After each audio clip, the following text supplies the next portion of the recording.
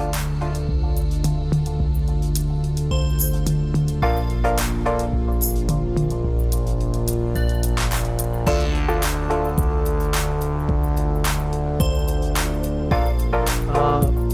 everybody. So welcome back to GeoIgnite. I want to thank our esteemed panelists for joining us on a very broad question.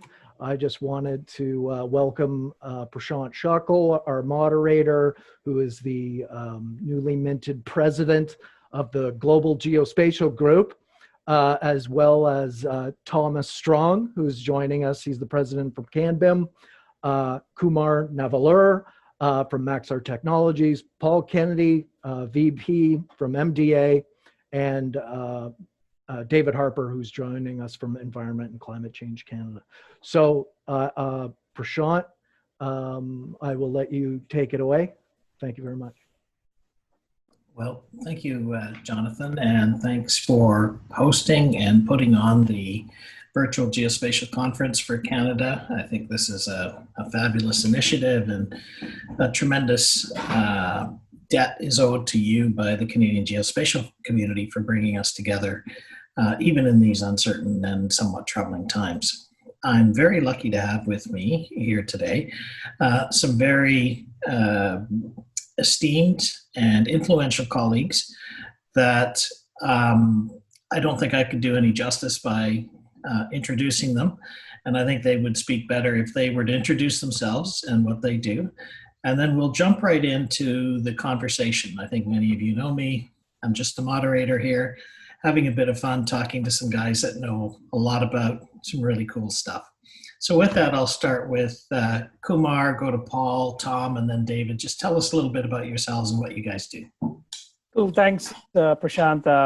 Again, my name is Kumar Navalur. I'm Senior Director of Strategic Growth at Maxar.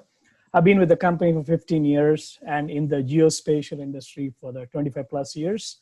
I'm also on the board of directors of OGC and a member that represents UN GGIM, which is global group of experts on information management. Interesting thing, when I did my master's, all my education papers and dissertation was based on Canadian Journal of Remote Sensing. So long history here. And for those that don't know, the OGC is the Open Geospatial Consortium, which is a body that primarily figures and factors into the establishment of geospatial data standards, along with other forms of technology and data to make sure that we can operate effectively and efficiently. Paul? Great, thanks, Prashant. Paul Kennedy, I'm the Vice President of Geointelligence at NDA. I've been with NDA for 22 years and I've spent 28 years in the GIS, Earth observation, and marine science fields, and spent a lot of time both in Canada and internationally really trying to dig in on what the future of geospatial looks like, what the future of EO looks like, and yeah, really excited about the conversation today. Thomas? Yeah, I'm Tom Strong. I'm the president and CEO of CanBIM. I'm also the principal of Wired Dot Construction. I've spent pretty much my whole career in the construction sector. Spent about 16 years with Elliston Construction. I was the chief technology officer there, and now I'm working with CanBIM and running a consulting. Happy to be here. David? Say David. I'm David Harper, Director General of Monitoring and Data Services within the Meteorological Service of Canada, which is within Environment and Climate Change Canada. And I'm responsible for providing, running the MSC's monitoring networks, which includes our radar network, our surface weather stations and climate stations, the marine buoys and the weather they provide, the upper air network, the satellite receiving stations, and the lightning network, as well as the National Hydrological Service, which has, I think, 2,400 hydrometric stations across Canada. So we're essentially the data arm of the MSC. We send all our data to our supercomputer in Dorval, where it's crunched through numerical weather prediction, and we provide all the daily forecasts through that. Before that, I was a director of GeoConnections, which most people know, which really was bringing geospatial information to the internet, worked with Prashant, and also the director of the Federal Geospatial Platform, which was an initiative to bring together geospatial data across government and actually now across Canada to integrate it, to make it available for more effective decision making. Prior to that, I've held posts in strategic policy shops at NRCan, Treasury Board, and Fisheries and Oceans. Perfect. Thank you, David. And I guess what I'll do is I'll start back in reverse order. And I know that in having conversations with many of you around the table, that one of the things that we'd like to see in future is definitely having more equitable representation. And certainly we hope to see more female leaders in the future at these types of plenary sessions and these kinds of discussions. David, you outlined your data arm of the Meteorological Service of Canada. In my own view, I think it's one of the best kept secrets in government. It's also one of the largest operational entities when it comes to big data, geospatial capabilities, and the use of such technology as radar antennas, as well as the use of radar-based Earth observation.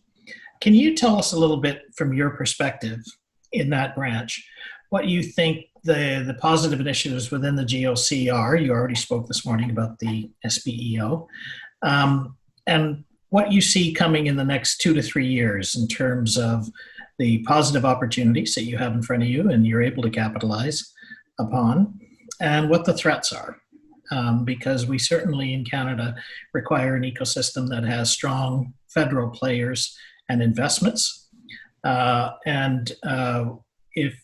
If the federal government and if the federal elephant rolls over, the smaller mice around may be affected. That's a poor phrasing of a former prime minister's reference to the United States, but maybe you can just open up on that subject a little bit. Yeah, a few comments. I think you're right. The MSC is a well-kept secret. It's amazing what we produce, what we do to give those daily forecasts or the 7-day forecasts, long-range forecasts, and provide risk communications related to severe weather or air quality. It's probably the best end-to-end solution within the federal government in terms of gathering in situ and space-based Earth observation, doing quality control and assurance on that data from in real time from our networks, moving it to our supercomputer in Dorval, as I said, where we do numerical weather prediction, which is part both domestically and supporting global prediction as well, and then to our prediction services unit as well that supports the risk warnings, et cetera, and the services that we provide to Canadians. So it really is an end-to-end solution. It's pretty impressive, and it is big data. So through our numerical weather prediction, my networks produce probably just over 1 million observations daily. And then on top of that, we consume space-based Earth observations ranging to about 13 million observations daily to produce our numerical weather prediction. So it is really big data that we're crunching.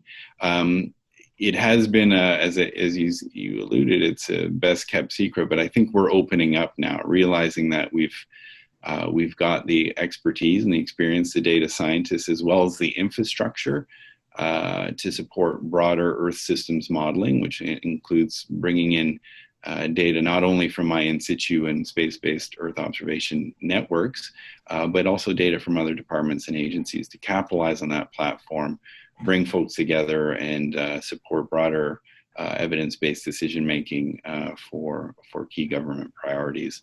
And I shouldn't forget water there. It's the thing that's probably overlooked a lot, but 300 of my staff are dedicated to water and water flow and measurement, supporting provinces and territories and prediction models to help us get through floods, and of course we're supporting floodplain mapping as well. So you're right, a lot of our data is fundamental to services and services to Canadians. We're really thinking about the renewal of the MSC, our networks. We're looking at new technologies, new ways of monitoring our environment. Of course, we're renewing our radar network, which for about, I think it's $180 million, replacing 32 radars across the country with now a 250 kilometer range. So we really are amping up the data. The data is massive because it's dual polarization data from the radar. So it's got a vertical and a horizontal band, which is pretty fascinating, getting into the details. But and we're thinking about, as we move forward, we have to renew our supercomputer contract and what that looks like. And you may have seen in the news, the Brits have just invested billions in theirs and really raising their capacity. And I think we're looking to do the same in Canada. But as I mentioned, we want to make sure that that supercomputer isn't only available for numerical weather prediction. We want to exercise some of the optionality so that we can bring in data scientists from other departments and agencies, or create a cluster with the private sector and academia to capitalize on the EO data that we're bringing in, the analytics platform, and generate new value-added data and services. All this will be contextualized within the broader EO investment plan that I'm leading with Eric Loubier at the Canadian Centre for Mapping and Earth Observation, and Eric Laliberté, the Director General of Space Utilization at the Space Agency, and a whole bunch of other departments. I think there's probably close to 100 folks working on this investment plan now. And as part of the MSC renewal, we see that embedded within the broader investment strategy that we're preparing. Of course, it's not cheap. We have to leverage our existing capacity and expertise and the investments we've made and connect them better. But I see the real issue, I think, is the one big issue is obviously COVID and the investment environment, and the billions of dollars that are going out the door. Trying to flag this as important to senior decision makers is difficult, although we've got most deputies on side, but getting the political side on board will be a tough endeavor over the next little while. That said, these investments are crucial to the Canadian economy, the knowledge economy in Canada, and I think we'll be able to make that case. On the just another challenge, I guess, for us is that it's such a big ecosystem. We're heavily reliant on data from other countries, so we do need to make our own investments in Canada. I think 90% of our space-based Earth observation that we use in numerical weather prediction comes from other countries. So understanding the broader international ecosystem, how we can capitalize on their data sources, and be very surgical in terms of what we need to support Canadian priorities remains a challenge for us, but we're tackling that now. Terrific. Thank you very much, David. I can see you've got a number of challenges ahead of you, and good luck in those challenges. I'm going to move over to Paul Kennedy to talk to us a little bit about MDA and specifically focus on where MDA has been over the last little while. Paul, I know that you head up the Geospatial Services and Geospatial Intelligence area, but I'd like to find out a little more and have our audience learn a little more about the post-buyout split with Maxar, but you guys are still friends and part of the same family. Understand, where the successes have been with some specificity around the robotics, as well as on some of the, I guess it wouldn't be Earth observation, but it would be interplanetary observation and the potential to observe lunar surfaces as well as other surfaces, and where you see the global business opportunities going in MDA generally. Sure. Okay. Thanks, Prashant. Yeah, as you As you alluded to, MDA is now a private company in Canada, taken private in April by a consortium led by Northern Private Capital. I think today we can see one of the tangible upsides, which is now there are two gold sponsors of GeoIgnite instead of just one. So I think this is all going to work out. Yeah. So and of course we're still close friends with Kumar and the gang. I spend a lot of time with the Maxar folks still, but we have really a fantastic situation. NPC is amazing. Our new board of directors is incredibly dynamic. They're pushing us super hard to grow, to be part of the innovation ecosystem, and to really think differently about how we partner with Canada, how we partner with small and medium enterprise, how we really look at the future of particularly the geointelligence world. So I'm spending a lot of time with the team, really looking at the future and seeing what things look like. To get to your question around robotics, the company is now organized in three business areas. One is robotics and space operations. So that's the Canadarm team that folks are familiar with. There's the satellite systems group out in St. Anne de Bellevue, and they create components and complex systems for space missions in communications and synthetic aperture radar and other kinds of systems. And then my team in geointelligence. You alluded to some recent successes. The announcement on Canadarm3 came out sometime in the last 10 days. And that is it's an exciting push. It's interesting. It's not dissimilar from this whole push on the future of space-based Earth observation, because they're grappling with a number of the same issues around how to use AI and machine learning to increase automation, especially given the distance that you're talking about and the latencies in communications and just some of the technologies that have come through since the last time there was a large Canadarm project.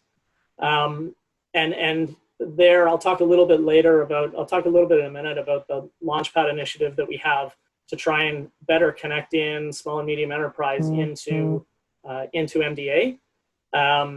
One of the Canadarm3 program has been one of the real drivers behind that. And there's a really interesting ecosystem of small companies that we see contributing into that program and being part of the core Team Canada for that activity. And when we think about the future of geospatial, it's incredibly important for my team because we're focused on a really wide range of data and analytics and system development activity. We do lots in Earth observation, but we also have command and control systems. We generate aviation data management and land data management systems, major position in maritime domain awareness. And so a lot of the key themes, both within Canada and internationally. And we employ a large number of really high quality professionals across the country. My team has members in 5 provinces. We have research partners and teaming partners across the country. And I think as we look to the future, I see that a lot of our business is international.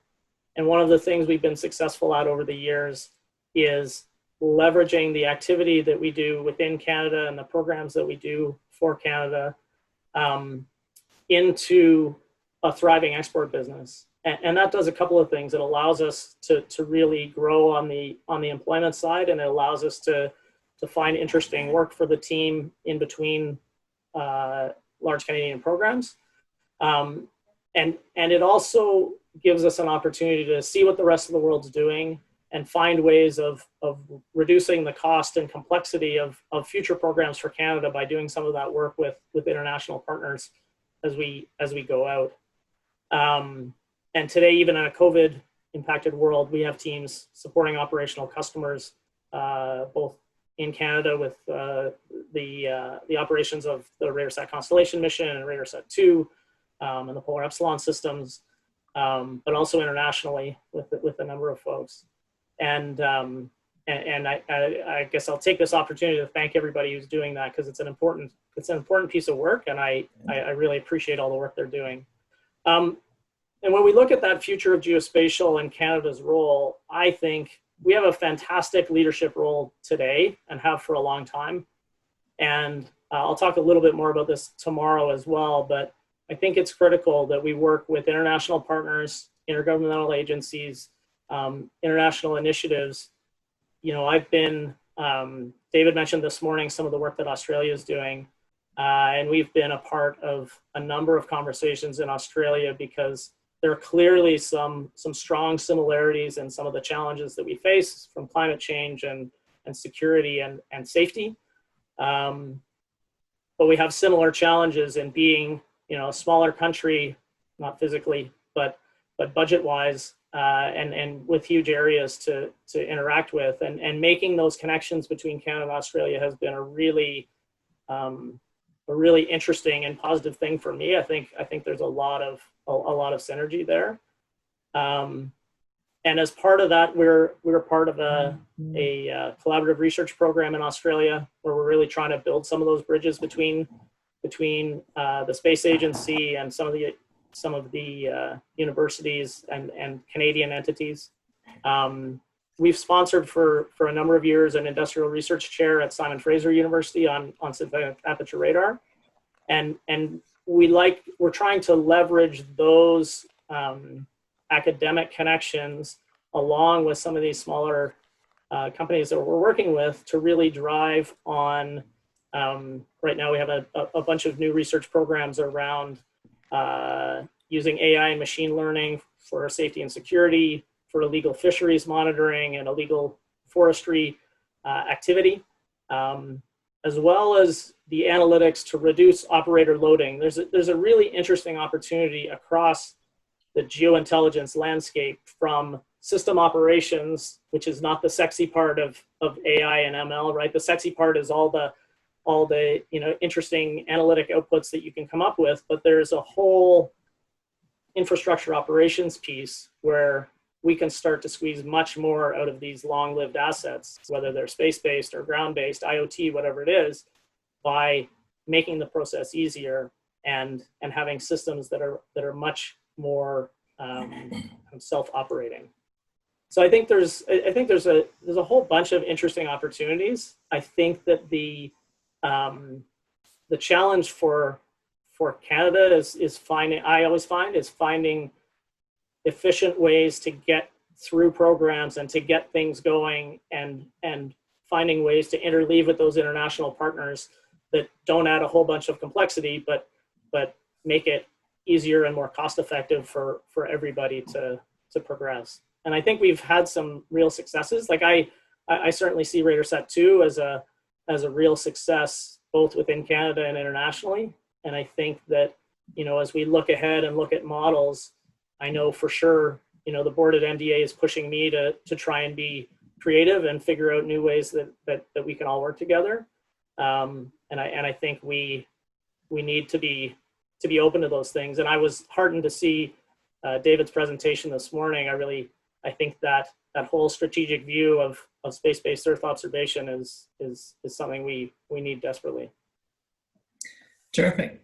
Thanks a lot, Paul. And one of the things that I do recall from my existence in the ecosystem that you guys are involved in is there were some linkages between Australia, the development of an Earth cube, some work that was going on with the statistical agencies and Stats Canada, the Australian Bureau of Statistics, as well as a number of the geospatial entities. So I think you've got a wonderful, healthy ecosystem within Canada that I think you could partner with. And I think, David, you also had some travels to Melbourne, if I'm not mistaken. Maybe you can just talk about that, and maybe there's some linkages you can make here with Paul on some opportunities. Well, it was nice. I forgot to mention that I'm Canada's Group on Earth Observations Principal, which my first endeavor was as principal was that the ministerial summit in Australia in Canberra last year, and Paul was there as well as 9 other Canadian companies.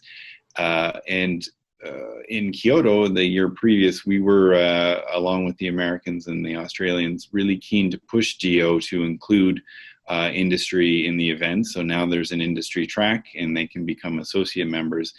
And for me, that's my principal objective as Geo principal is to make sure that our Canadian industry is plugged into those the policymakers, the decision makers, the global priorities, and provide them as much opportunity to plug into industry collaborators in other jurisdictions, other countries. And I think through the trade mission that we led there in Australia, some great contacts were made between some really leading edge Canadian firms with Australian contacts. That was good. I hope to continue that at the next summit in South Africa. But I'm really pleased about that. I think I've said this before. We've got tons of expertise in Canada, and we produce great work. We just don't get up on the hill and shout it out at the top of our lungs. And we need to do that. We need to showcase our industry and get them plugged into international efforts more. So I'm happy to do that.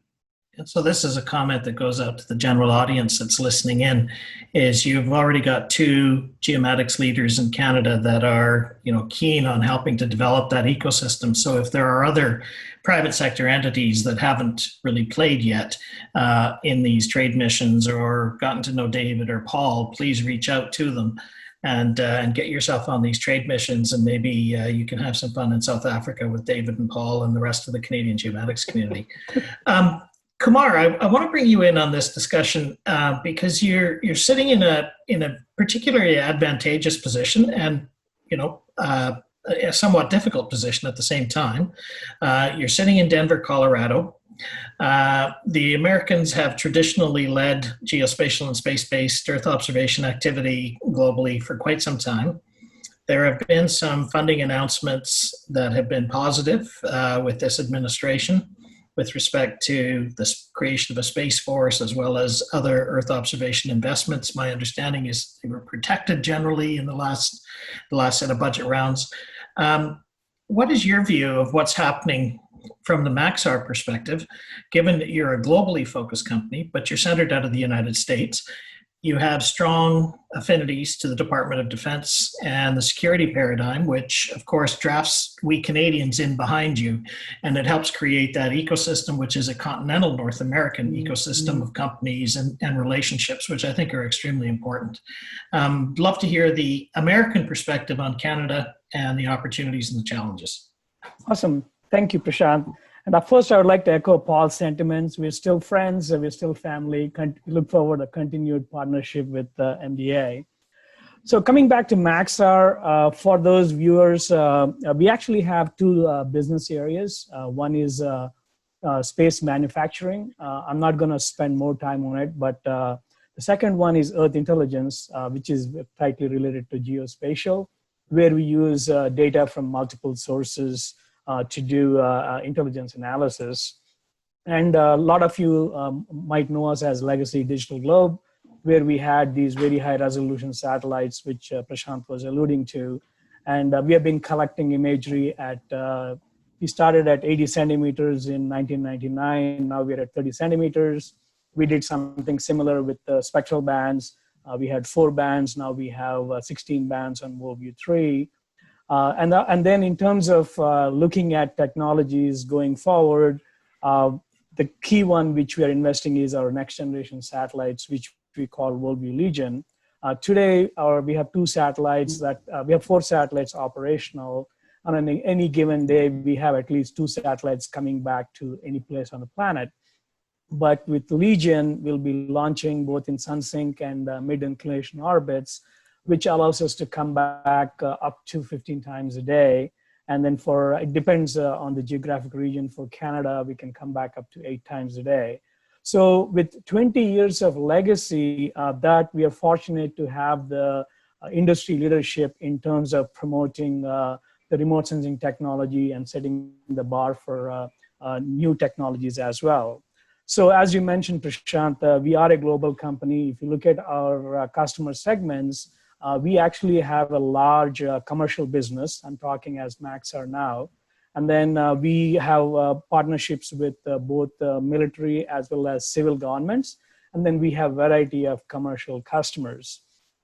So when you talk about the budget scenario in the United States and so on and so forth, one of the key things is that because of our legacy and the experience we have demonstrated, US government, especially the military, sees us as foundational to some of the key missions, the foundational GeoIgnite missions.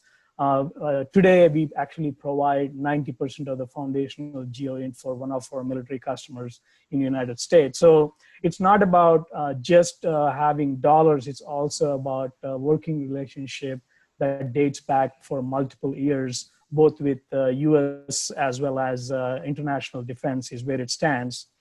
So when we look at where the industry is going, this is where I think having the advantage of industry leadership helps us is the customers are asking for better things. One example would be is they're definitely asking for higher accuracy data and then high resolution data. That's why we are continuing our 30 centimeter products. And actually Legion will be capturing 29 centimeters at nadir.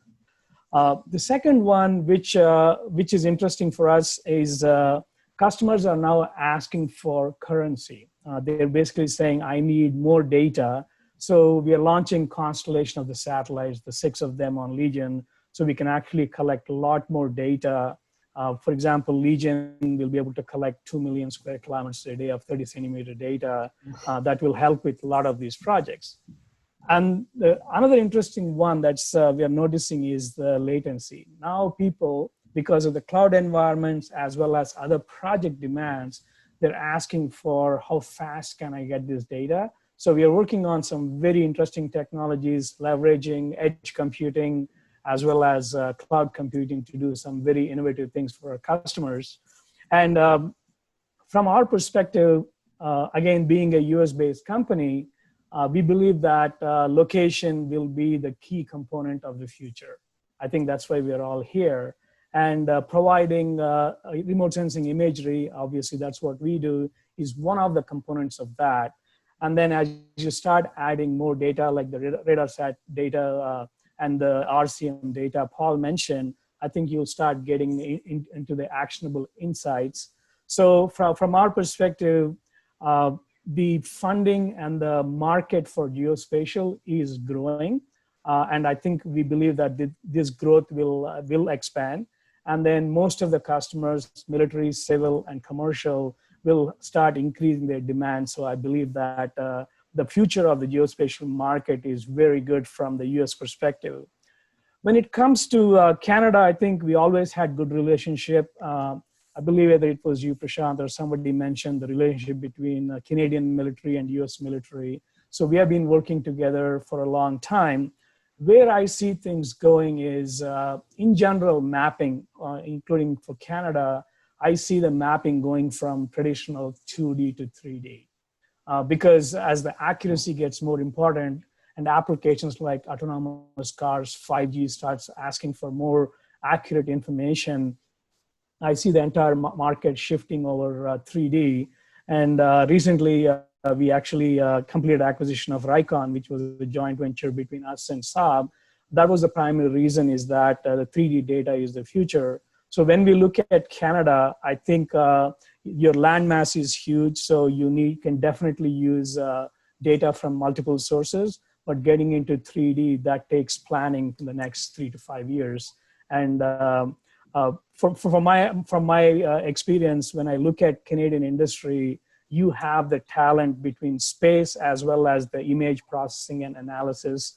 PCI has been one of our partners for a long time, and some of the products we create use PCI technology. So within the Canadian space sector, I think there are a lot of technologies you can leverage to handle data, not only from Maxar, but other data sources that are coming your way. Back to you. Thank you for that.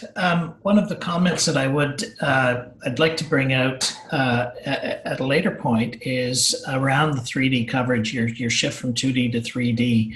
And I've always been fascinated and tried to push the concept of a 3D mapping program for the country that is very similar to the 3DEP that has been pushed by USGS. And I like, at some point, maybe I'll give you guys a heads up, Kumar and David, to talk about whether that could factor in or feature into the SBEO strategy and what that entails. Now, Thomas, you are a representative of a relatively new set of industries and companies that are engaging with geospatial data products and technologies and services. And it's my view that the industry association that you represent and the companies that you're bringing on board, or the companies that we have an opportunity to partner with in the geospatial industries, are some of the most exciting and perhaps some of the most rich in terms of what is required for funding expenditures over the next 20 to 25 years. Could you talk to us a little bit about how the geospatial world intersects with the building information modeling and management worlds? How do they complement each other? What are some of the new partnerships that are evolving, and what's the future? Are you as excited as I am about the opportunities that we have with companies like yours and industrial sectors like yours? Yeah, great segue. I wasn't sure how you were going to do that, but I think you did a really good job. So our industry, we cover. We have 800 members. There are architects, engineers, design consultants, as well as builders. Everybody in the supply chain that delivers materials and services into the construction industry, and then the developers and asset managers, and the public entities that manage and procure major infrastructure. So we, like agriculture and other major sectors, we're consumers of your data. We're on the ground consuming that data and using that data to inform our decisions. And our industry is evolving very quickly and being impacted by technology, like all industries.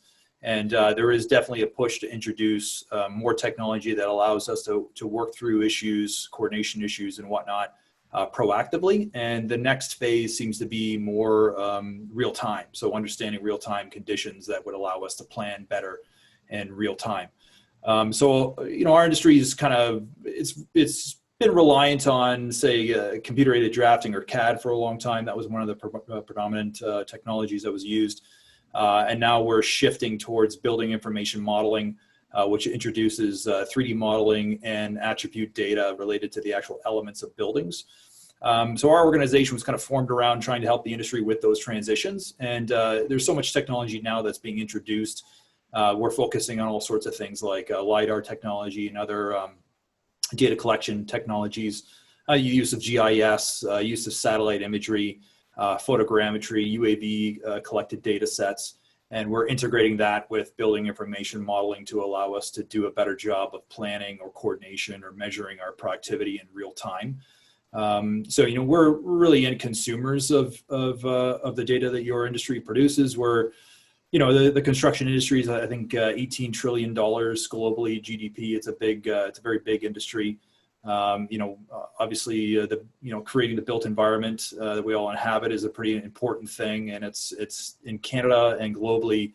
There's a huge shift of people moving from rural environments to urban environments, and that's driving a lot of our growth right now. So, as we shift, our organizations really.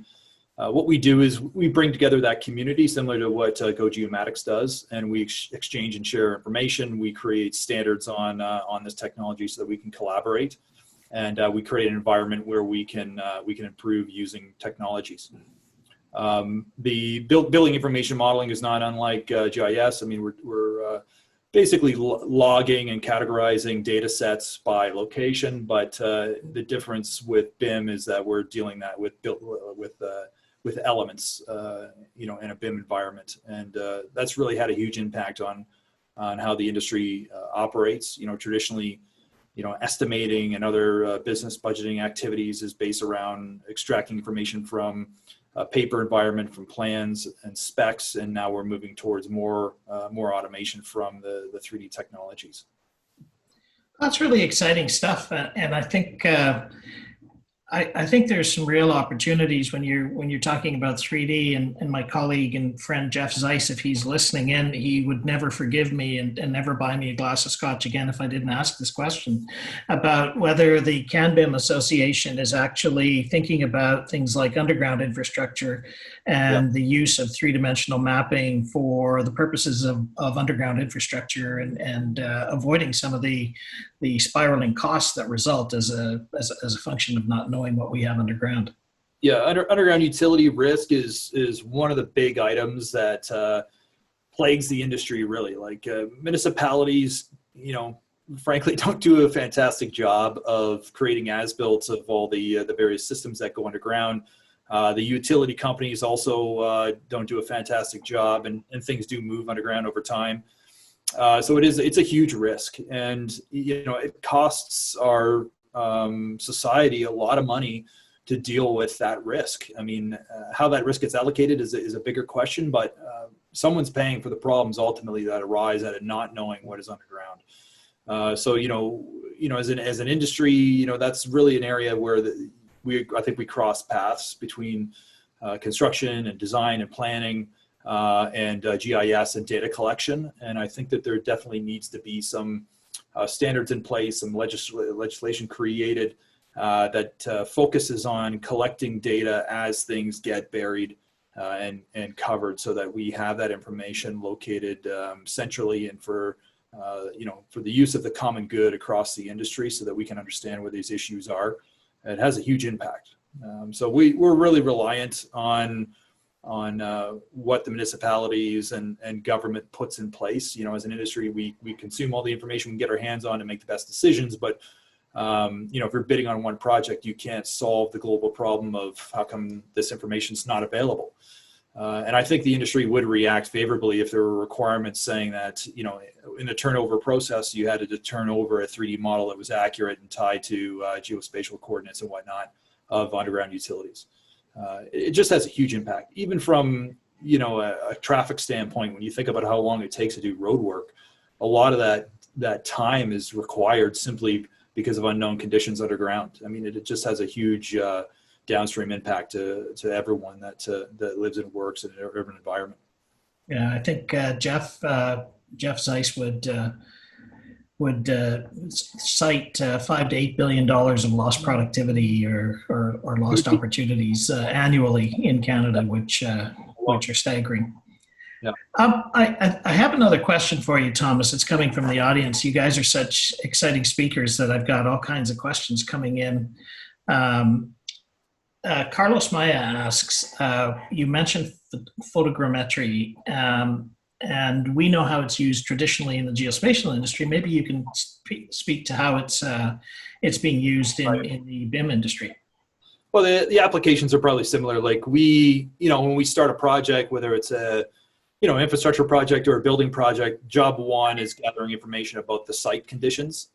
So if there's a really available data set that we utilize, hey, great, we'll pay for that satellite imagery. We'll tap into those online systems and gather the information. But there's also an emerging capability. Specialized companies, there's some major companies that have their own in-house UAV capability, where they would go out with a UAV, collect data over the job site. They're looking for elevation data, topography, existing conditions and whatnot. And then that information is processed and brought into the CAD or BIM environment. And that digital train model becomes the basis of design, ideally. So, when you're moving around, tons and tons of earth to create a road or a subway system or a building, you want to optimize your target design topography to be optimized with the existing conditions to minimize the amount of earth you got to move, right? So that data collection part is it's super important. So I'd like to bring Paul into this discussion, and Kumar, if I could get you to give you your 2 cents as well around the construction of digital twins. Obviously, in the BIM industry, there's asset management component, but Paul, I'm sure you're trying to commoditize or commercialize certain types of applications, as Maxar may be doing the same. And what does it mean for your traditional service offerings in terms of traditional high resolution imagery. You talked about the 30 centimeter resolution imagery, Kumar, standard 2-dimensional imagery. And what is this, what does it mean in terms of how entities like Thomas's and a whole industrial sector is moving to 3D modeling? And what does it mean in terms of our own disruption within the geospatial industry? If I could get Paul to jump in and then Kumar. Sure. Yeah. Just briefly. I mean, I think the emergence of digital twinning as a really important piece of the landscape is fascinating. It's a big focus of the digital technology supercluster that we're a part of out here in Vancouver.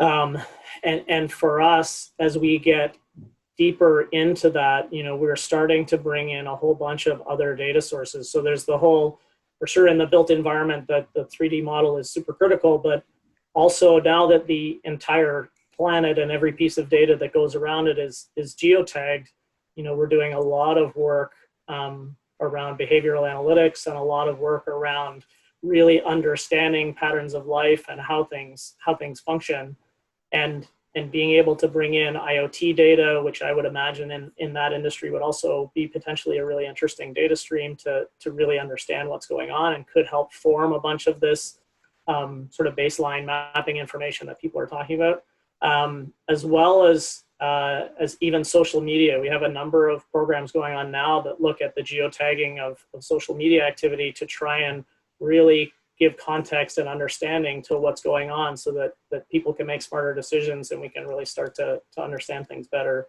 So for me, I think the diversity of geospatial data streams that we have available to us now, space-based Earth observation is super important and really interesting. But as you go to really try and build those twins and understand the behaviors and the context around it, it's some of these other things like IoT, like social media streams, like natural language processing that become really important as we tease out those harder problems. Kumar? Yeah, I think I agree with Paul. And going back to the space observations, I always say that we are trying to take a 2D picture of a 3D planet from 600 to 800 kilometers up there. And when we talk about location, inherently it's X, Y, Z is what we are talking about. So the way we have been designing our satellite systems is they have the agility to take a shot, what we call stereo or triple stereo, whatever, so that when you have two different viewing geometries of the same place, now you can use photogrammetry and trigonometry to actually start creating 3D models. So we have examples where people have created digital surface models, digital terrain models, and now with the acquisition of Raycon, we don't need to just take images taken in one pass, but we can go back to our 20 years of image library, where I might have taken pictures of Denver 30 times in the last, let's say, 2 years. And the proprietary algorithms of Raycon actually take them and start creating 3D textured models. So this is the first time we're actually textured models. And we can use data, whether it's 30 centimeters, 50 centimeters, we can leverage all of them. And the beauty with this inherent process is when you start mixing imagery from multiple dates, some of the changes will stand out as anomalies, so we can go and clean them up. So we can actually now do change detection in 3D. So all these models I was mentioning before, especially for 5G market, people are interested in RF propagation, and the 3D models from satellites have been at least helpful in terms of understanding are there obstructions for the RF. So definitely the satellite industry is doing its fair share of creating 3D models, which can become part of the digital twin. And what we bring to the table is the large scale. We're talking about collecting the entire globe at 30, 50 centimeters and producing these elevation models at 30 and 50 centimeter postings. Thomas, is that more or less where CanBIM is seeing some of the evolution or some of the convergence points, or is there a need for a broader conversation between the geospatial industry and your end user community? Are you getting what you need from us? Yeah, I do think. I think like the Esri Autodesk relationship has improved recently. I mean, they agreed to start collaborating rather than have an ongoing kind of Cold War where they can, now they're exchanging data, which is great for the planning and the engineering sides of our industry. So that's a big thing. Overall, yeah, we're just as interested in the digital twin subject matter, except our interests are probably slightly different. I think that we definitely benefit from the output of, say, looking at sort of macro level digital twins and looking at like traffic and obviously weather in real time. Those are things we use in planning. And I think there's lots of opportunities there, even more granular opportunities around traffic and planning and deliveries for our job sites. I mean, it's one of the things that we always analyze is, how trucks and whatnot and deliveries happen around a job site. So understanding that in real time would be a huge benefit. But the digital twin subject matter for us is really focused on the asset itself, the building or the subway system or the road or whatever the case is. And the building information modeling is creating the 3D model. There's a push from owners to get their as-built, the drawings and the data that represents the actual conditions of the finished product in a 3D environment. So an as-built building information model with all the appropriate data and attributes in that model. And there's also a push to have, smarter, intelligent systems in buildings. So tying, every single sensor and control box and any dynamic moving system to, sensors around the job site. So this Internet of Things, IoT strategy has become part of what the building community needs to deliver to a client in order to compete. So we're not just building and assembling buildings anymore. We're also putting together the computer systems and the sensors to actually deliver the intelligence to manage that building in real time. So there's a whole emerging industry that services the built environment, helps us to manage our assets better. And I think as Paul mentioned, I think there's a big opportunity there to collaborate and exchange that data. Obviously information about a particular building could be proprietary, or you wouldn't want that out in the public domain necessarily, all that information, but certainly there's a lot of, as we pump all these sensors into our built environment, that information that's flowing off those sensors could maybe contribute towards the macro effort of understanding our smart cities in real time and occupancy and all these other interesting things. Thank you for that, Thomas. I want to sort of come back to David for a couple of things. We have an anonymous attendee who is interested in high altitude pseudo-satellite platforms. I imagine that's things like persistent surveillance with stationary satellites, low altitude satellites, or weather balloons, or other types of stationary drones, high altitude drones. Are you aware of what Canadian industry is doing in this area, or do you at the Met Service of Canada use things like weather balloons, high altitude pseudo satellite platforms, or Paul? Are those items that you guys are considering as part of your service offerings? Maybe I'll kick in there. We're certainly weather balloons is something that we're as we go with suborbital technology, we're looking at probably through the next renewal, looking at seeing if we can't stimulate some innovation in that realm, leveraging the use of drones to capture that the upper air profiles, which still remains a challenge. Of course, we know that balloons and the radiosondes still have issues from an environmental perspective. In terms of they come back down, they're very difficult to find within Canada. But drones could certainly be a technology that we would look at in terms of replacing that down the road. I still think it's about 10 years away, but it's something that we look at in terms of maybe something closer to home in terms of monitoring water levels, and that's something we're also looking at through the hydrometric program. In terms of HEO orbits, a highly elliptical orbit, one of the things that I would selfishly promote is the idea of launching an Arctic observing mission which would be a pair of satellites that would go around the Earth and hover for a great lengths of time over the Arctic to capture greenhouse gas emissions from permafrost, with a weather imager attached, which would provide us greater situational awareness in the Arctic, and possibly a space weather payload. So this is something that's figuring high in terms of the priorities for our investment strategy going forward. It's interesting, David, that GHGSat has just invested heavily, and the UK government has invested heavily in a Canadian company like GHGSat to take their capabilities to some degree to the United Kingdom. And here we are talking about watching these emissions. So one of the things I think we need to be is a little more elbows up. And with that, I'll come to you, Paul, in terms of what's MDA going to be like in terms of being elbows up from a Canadian perspective, and how can we get David and Eric Lubier and Eric LaLiberte the information and the data they need to build a space-based Earth observation strategy that takes into account all of these components, and how do we mobilize the community to do that? Yeah, so it's an interesting question, and two things came out of that are really kind of close to my heart.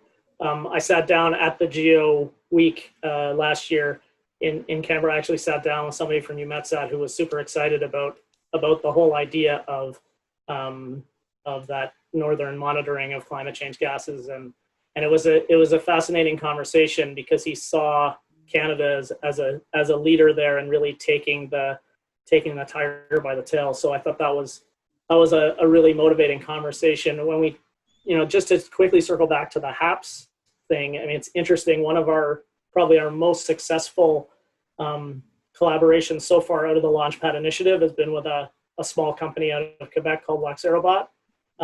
Super interesting. Vincent and Katrine are super interesting and doing some really neat things. And so I think there's an interesting future there, as David says.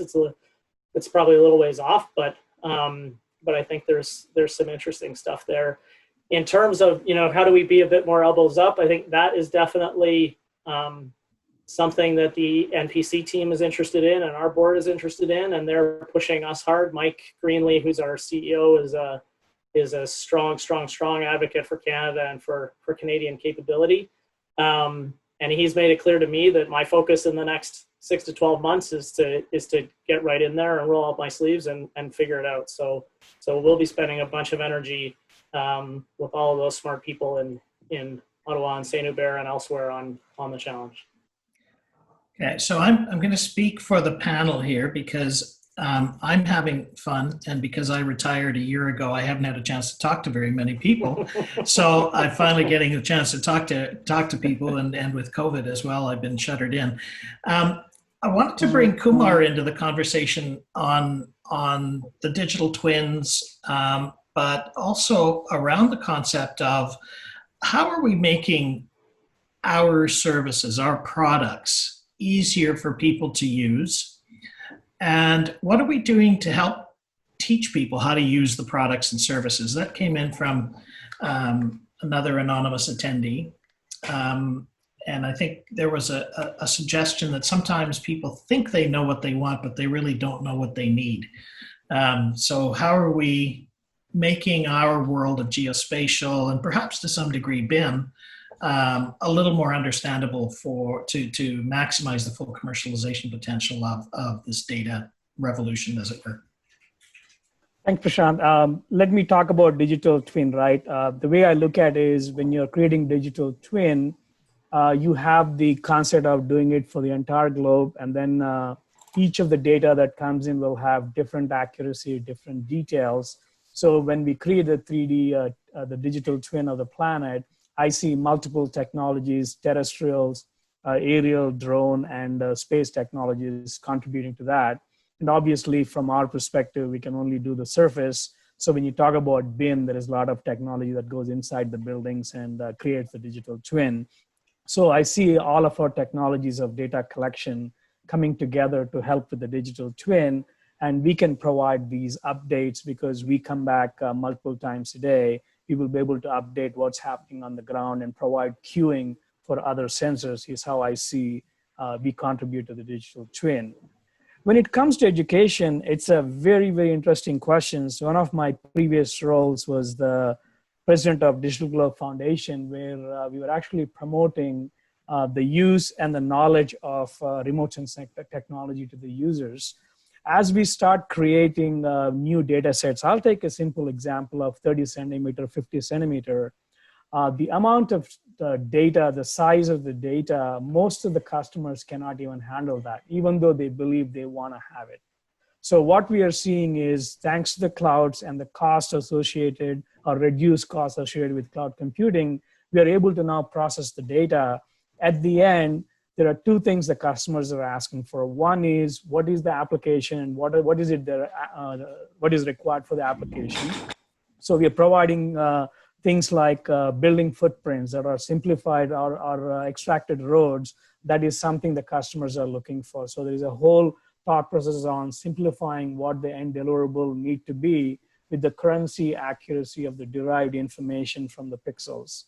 The second one, I think, is more about, I give the analogy of computer programming. Everybody wants to develop an app, but you still need people who can actually do the machine learning and the machine language and the C++ kind of programming.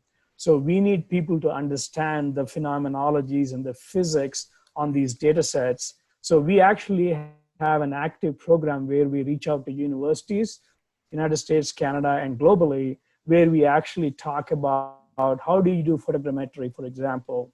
One of the things we see is photogrammetry is actually a dying art. So we actually need to renew that back. As more sources of data comes through, putting them together so they're analytics ready data is actually a huge step. And that's something the industry needs more capacity on. So we are actually taking on the responsibility of explaining to customers on the various pieces that go in the workflow, as well as develop capacity by working with universities and research organizations for specific technologies like photogrammetry, remote sensing phenomenologies, and then a broad category of general applications like AI, ML, object detection, feature extraction, and then what we call vertical focused. How do you apply these data sets for agriculture, watershed modeling, you name it. So I think there is a multi-pronged approach there, but I definitely agree with the comment that we need to educate a lot more with the users on, here is a technology education, but we need to flip that around and talk about how the technology helps them solve their problem. So that's how we're going about it. Well, that's really, really intriguing. And I guess my question, I'd flip it back to David, in large part because we have a wonderful sort of nucleus within the federal government, and we have very nice relationships with private sector companies and players where there are very unique sets of value chains and supply chains across each department. It's that you don't have one simple supply chain for space or EO. There are multiple supply chains depending on the vertical sectors. So I guess my question for you, David, is as the government leader in data, you guys are probably 10 years ahead of the next geospatial data users in terms of your capabilities at the MSC compared to other branches and areas of the federal government. How is that you're transferring some of the learning and the knowledge, and at what point do you think we need to deepen and broaden the participation to include people like the MDAs of the world, or the Spark Geos, or the Earth Watches, or Sky Watches, or the BIM industry to come in and learn from them as they learn from us? Yeah, I mean, we need a forum to do that, I would say. It's interesting, even with the RCM feeds, the lack of capacity from different departments and agencies other than the core that have used radar in the past. don't know what to do with the data. So that kind of know-how and on how to capitalize on it isn't always there. And this is something that we look at investing within government to build that capacity, but also work with academia in the private sector to in kind of a center of expertise model, so that we can learn from each other and capitalize on the data. But the first thing is to make that data open and available to see what people can actually do with it. So I think there, again, this is something we're very keen to do on both on the geo side, but through the investment strategies, make sure that there's much stronger links between industry, academia, and the federal government, making sure that we're sharing collaborative platforms, that data is open, and that we're working together on innovative solutions and creating value-added products and services. That's the dream. I would say one of the most difficult things to do, I think of academia, for example, and engaging them and getting their input. It's very difficult to do in Canada. In the States, they have the NSA, where they can go through and do kind of coherent stakeholder outreach. Similarly, there's independent industry associations within Canada, but bringing them all together and getting that feedback or those forums in place is, again, difficult. We tried it on the geospatial side, as you recall. It was successful for a period of time, but I think it's incumbent on us as leaders in the federal government to facilitate those forums. But yeah, there's so much we can learn from the private sector and academia. So we've got to make that happen. Terrific. So one final question, and it comes from Michael Matthews. What are your thoughts? And I'm going to direct this primarily to Thomas, David, Paul, and then Kumar, I've got a special question for you. How well do you think your industry or your particular niche in the industry is going to be served in terms of labor market demands and labor market needs? Thomas, did you want to start us off?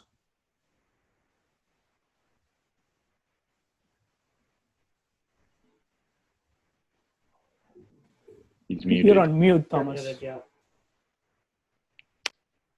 I gave an excellent answer. No, I'm not going to repeat it. No, I was just saying that we're obviously talking about the skills. Not in our industry, we have challenges around skilled labor. Period. In the construction sector, the number of people that are willing to pick up a hammer or learn a skilled trade, it's in very, very high demand. So I encourage you to encourage your kids to get in the trades, because we need more people that can do that type of work. But certainly around the technology stuff, which is I think what we're talking about, the education system has done a pretty good job of standing up specialized courses and whatnot that can bring people's skills up to the next level, so that they can jump into the workforce with a specialized capability to utilize technology in a role in our industry. And a lot of these positions in the industry are relatively new. So the industry is evolving very quickly and taking on technology and figuring out best practices. And the schools are, they're kind of keeping pace and creating courses that also advance those skills and whatnot. So we've been pretty fortunate so far. And I think there's also a willingness just generally amongst new like young people entering the workforce to work with advanced technologies, and they get very frustrated when they're forced to do something in an antiquated way with a clipboard, a piece of paper, versus an app on a phone or whatever the case is, right? So there is a desire to use the best-in-class tools so they can perform their job at the highest level, and there's definitely an expectation that those tools and best practices are established for them. So it's changing all the time, as technology does. It's a very fast pace, but I think the people that are in the industry are willing to invest the time and effort to learn the new systems. And we're seeing the technology vendors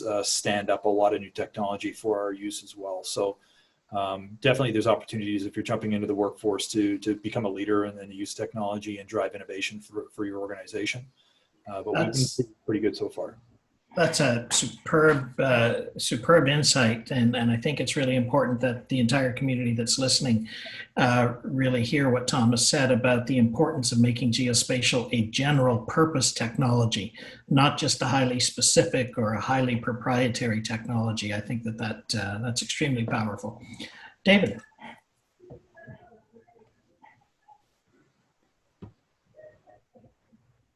Sorry, Prashant, could you repeat the question? Just labor market needs and how you anticipate future labor market demands and needs. It's a challenge. I mean, it's a fight for data scientists. Although they've streamed across the border, and Canada's building its capacity quite a bit from a federal government perspective, getting those folks in that are familiar with machine learning, AI, developing algorithms, leveraging platforms is from our perspective will remain a challenge, and hopefully through the center of expertise or a big data research chair, those sorts of those initiatives, we can help bring in folks and to address those challenges. I don't see it. I could be wrong. I don't see it as much of a challenge from the private sector perspective, from the data science view of the world, but for the federal government, it's a big deal. As I said, really capitalizing on the data streams that we're bringing in and leveraging supercomputers and the analytics that we have, and totally maximizing that. I see that a real challenge for the federal government. We're leaving too much data on the floor right now. Yeah, we are. That happens. I remember speaking to my counterpart at NOAA, and they said it's up to 30% of the data that's just not capitalized on. So I see that as a real challenge for us. Well, I think when you and I worked together, David, I think there was a statistic of something like 80% of federal EO data is unused at any given point in time. Yeah, which is staggering. Paul. So this is a huge challenge for us. Certainly in the AI and ML data science realm, it's a challenge, and part of it is that, but across the engineering sectors, part of it is what we do is hard. Part of it too is that there's so much activity in the software development side of the industry. There's so many different software development realms that people can work in, that young people can work in now that they didn't have 10 or 20 years ago. And so for a lot of the sort of core humans that we need and the core capacity that we need, it's just really tricky. I think the other place where we need to spend some time and do some work is on the diversity of the workforce, and making sure that the workforce in geospatial and certainly on the space side of geospatial is more representative of the communities we all live in, especially at the leadership levels. But yeah, that staffing is always a big challenge. Thank you. And Kumar, in terms of the labor market, I just a comment and an invitation to you that seeing as we have people streaming across the border, you are welcome to stream across the border at any time, because we are in the need of exceptional data scientists and PhDs from the US, provided, of course, that you will suitably quarantine for 14 days and agree to wear masks, unlike some of your American colleagues. With that in mind, I've got one final question for David from Edric. Is the federal government looking at better ways to process satellite imagery? There have been many years of standard development activities at ESA and OGC on interface standards based on new concepts such as thematic exploitation platforms.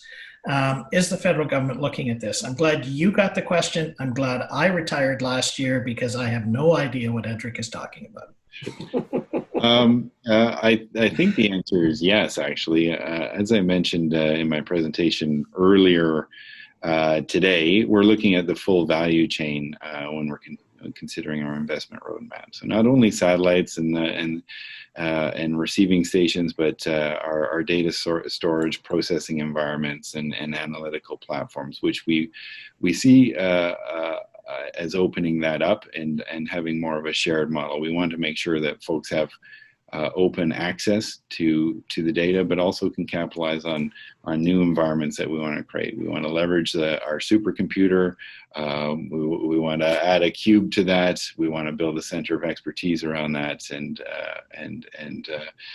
possibly a research chair. So we are looking at investments through the whole chain, right to the end. We talked about labor markets, to the data scientists at the end of the chain that picks up that data and does great things with it. So we definitely are looking at that. But again, a big part of this is we've made considerable investments within the federal government on data analytics and processing, and we're actually managing our data much better than we used to, I would have to say. But we've got to leverage our existing investments, connect them a bit better, and then really provide the HQPs around that platform to fully capitalize on the data, so that we're not leaving any on the floor. So I think the answer is yes, we're moving towards that. We're going to fix some archaic systems. We're going to invest in existing ones that work really well, and continue the battle. On that message of hope and optimism, I want to thank everybody for the wonderful insights that you have. Thomas, welcome aboard and welcome to this community, and we hope to see you often and many times over in the future, and good luck to you all. And I guess I'll go back to my permanent happy hour while on retirement. So good seeing everybody. Thanks, Prashant. That was fun. Thank you Thank very you. much, Prashant, and thank you to all our panelists. We're going to wrap up, but I just wanted to do a final reminder. The GeoIgnite Maxar happy hour starts at 6 o'clock, and I think we're going to be talking about and learning about the new Legion constellation mission. Again, thank you all so much. To get into the Legion Maxar talk, please go back to the GeoIgnite schedule. It's in a different Zoom room, because we're shutting this one down. Yeah, thank you all so much. Thanks, Prashant. Great job. Appreciate it. Thank you, guys.